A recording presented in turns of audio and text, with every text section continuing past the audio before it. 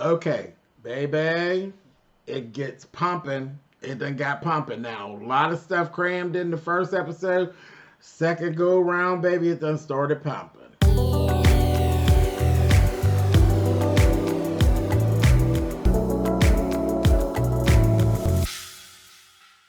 Hey guys, thanks so much for clicking on the video. This is my review for season 1, episode 2 of Delilah, this new show here on OWN. Like I said, I gave you the first part. It was a lot of little stuff going on, just a lot crammed in to try to get to know the characters and that kind of thing. They really kind of rushed it along a little bit, but things got to pumping a bit on this part 2. So I'm gonna run through it real fast. Just try to hang on with me. We're still learning these people here. Tamara actually sits down and she actually meets Mr. Osborne. And the meeting was interesting. Basically finds out, baby, he says, I'm a happily married man and I want to keep it that way. Okay? And he's very open and honest with Tamara. Like I said before, it was exactly as I thought. They hired the black girl to put up against the other black girl so they could get they could have some sister time and squash it. Okay? Squash it. He said, she said, well, wait, did you have an affair with Leah? And he's like, no, I didn't have an affair. I wouldn't call it an affair. I made the same drunken mistake a couple of times. Nice way of saying, yeah, you was sleeping around with that black woman, honey, and you don't want your white wife to find out. You don't need the scandal of it or any of that, okay? And that's what's really going on there. Um, we see Delilah, and she goes to see her brother because the baby boy had left his hat there at the hospital, and we run into her father. Her father seems to be in law enforcement, but he seems a little further up there. Like, I think he might be a lieutenant or sheriff, not a sheriff, but a something, colonel or so. He's something up there. And she has not a good rapport with him. Like, it's very cut and dry. The relationship is very tumultuous between the two of them. Um, she basically talked like he really doesn't show a lot of love for the brother or something. Um, like, oh, you're here. It was very much that way, and he's saying, she doesn't forgive, and she just doesn't, she's not very nice, and all of that. I said, yeah, there's more to that little situation. So that was the father of her and the brother. The father, a lot of times when people have like military fathers and stuff, their feelings are kind of cut off. I don't know. We'll figure out what's going on there. The daughter. Let's talk about Delilah's daughter. I told you before, she is gifted in playing the violin. There is a woman who is a concert pianist, not pianist, a concert violinist named Virginia Wynne Davis, who has taken an interest in Delilah's daughter and wants to mentor her. There was a whole situation with this violin. She had paid $1,200 for a violin for the daughter, and said that the violin is really beneath what her skill level is. She wanted this other violin. It's $10,000. I told you that Delilah was having a hell of a time trying to get $200 child support for the two kids out of the father. He comes up with $5,000. Okay. Delilah was saying that she only had like $3,000 that she would be able to splurge on. He comes up with 5,000. Okay, so in essence, kind of making her look bad, and the one, it's always the absent parent that seems to be the good guy all the time, and the parent that's there is always the bad guy.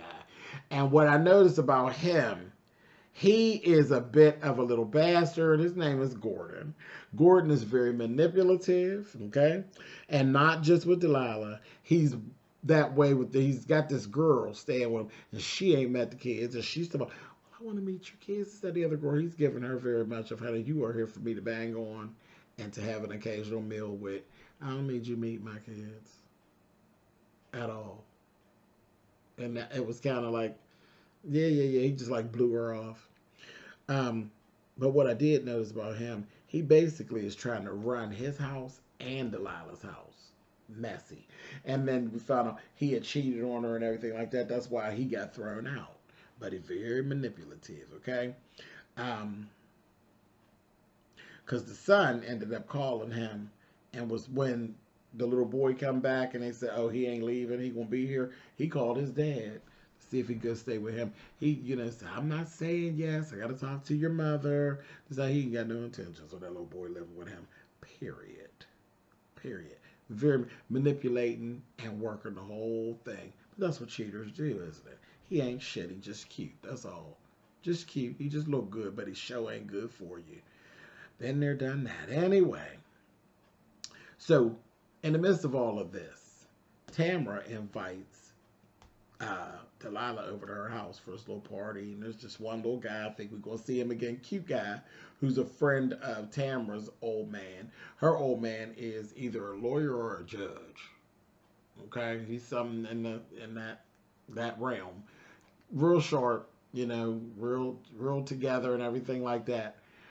So they're having this little swanky little house party, and there's this other guy who's his friend, who's real sharp, who shows some interest in Delilah, but she's really there just to talk to Tamara, and Tamara basically is trying to schmooze her over and tells her, we need to settle this, and my client is willing to go $2 million to settle. She's like, listen, we'd be done with this, and it is what it is. It's just sweep it under the rug, and it's done. I get what I want. You get what you want, and it is what it is. She's like, no, but that ain't really what I want. I think something is wrong. I'm not trying to settle. She's like, girl, $2 million? Leah ain't never known money like that, and never will again. Just settle it and just let it go. And she's like, mm-mm. And in the midst of them having this little banter, she gets a call from Mrs. Chez, who tells her, I need to see you. I need to see you. She says, okay. Now, they've ruled, she tells, Tamara, girl. She was on her. They've ruled Mr. Chez's death as a suicide. She got his medicine and all that. Said he didn't even have enough pills to even do what it is that they were claiming that he did. And all this is really sketchy about this suicide thing. And then she goes and she shows Delilah files from Osborne that he was supposed to have turned over or destroyed, and he didn't. He actually had them in the shed that he had.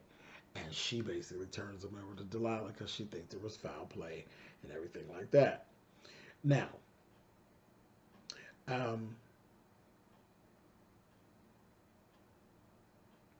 Delilah ends up going, now she got the situation with the little boy.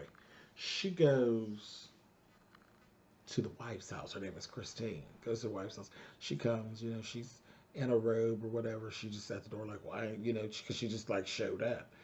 And she's like, so what is going on? Like, I mean, come on, you don't want to be a wife? You don't want to be a mother? Like, well, how are you doing this? What do you have going on? And she's like, I didn't ask him. I asked him not to go back. He went back, blah, blah, blah, blah. Very self-centered, very selfish, the whole 9 yards. And then the next thing you know, baby, as they're talking, this fine piece of something, honey, comes tall and just, I mean, when I say fine, baby, he was fine. Came and he's like, I'm Andre. And he's like, you coming here and like grilling her with all this, that ain't gonna help the situation. Instead of, she said, wait a minute, who are you, honey? Who are you? Let's start with that. Like, you're coming here, you inserting yourself. Who are you? He told her, I'm a friend of both of theirs. And he just had on like a t-shirt and some sweats or whatever. She was like, what? And then he said, ask Nate. I said, whoa, what the hell is going on here? I like me old nasty piece of love triangle, honey. I need to know what's going on with the fine man, and because Nate don't look like nothing, and Christine don't look like much of nothing. But ooh, baby, Andre is tasty, yum, yum. Let's see, what do Andre got going on? He said he a friend of both of theirs. And told her, ask Nate. I said, oh my, and then closed the door in her face. I said, oh, honey, it's a girl. Is Andre laying pipe to Christine and Nate? Or did Nate just give her permission to have Andre because he's messed up. Either way, I need to know more, honey. Oh, nasty piece of love triangle, honey. I need to see what's going on. Anyway, right after this is going on. Old Tamara. Old Tamara. Tamara goes ahead and seals the deal and basically lets Delilah know, sweetie, I'm coming for you, and I am going to do what needs to be done, and I'm going to be playing hardball. She already told her I have all the resources to take you down. Baby, she sent her these salacious pictures of Miss Leah, honey, that were some text, and she sent it to her in a text message, and then said, told you. Told you. Playing nasty right from the bat. I said, oh my gosh. So right in all that, she ends up saying to her assistant, girl, can you work with that Miss Barnes? She's like, huh? She's like, see, she said she gonna flood us in discovery and Chez and paperwork and all. She's gonna flood us. You're gonna need help with that. She's like, okay. She calls that Miss Barnes, and that Miss Barnes, she was such a bullshitter. This whore's on the bus. She got the phone call on the bus. She talking to her, told her, listen, I ain't got no whole bunch of money and all of that. Told her, listen, this is what I got, $50,000 a year, and you know, I'll give you some benefits. She's like, make it a 401k. You don't even have to contribute to it, but just open it up, and you got a deal. And she's like sitting there. I told you she's a fierce old bullshitter, honey. And Delilah said, fine, you're hired. And that's where we actually end all that. She done hired Miss Barnes' shifty ass. I said, Lord have mercy. I just see this just not going well. Just not going well. A mess. A mess. But, baby, listen. I told you things was getting really moving, honey. Old nasty Tamara's playing dirty already from the door. And, baby, I need to know about that little nasty love triangle. I need to know more. And I need to know more now. Anyway, that's it. That was it for episode 2. I told you it got up in high gear real fast. Real fast. That first episode was kind of like a little slow, and it was a lot to try to cram in, trying to get to the other people. Baby, they was just rolling on this one. I said, oh my, come on here. The hour got over so quick. I said, oh my, this is good, honey. So we're going to keep watching you all. I'll catch y'all next week. Later.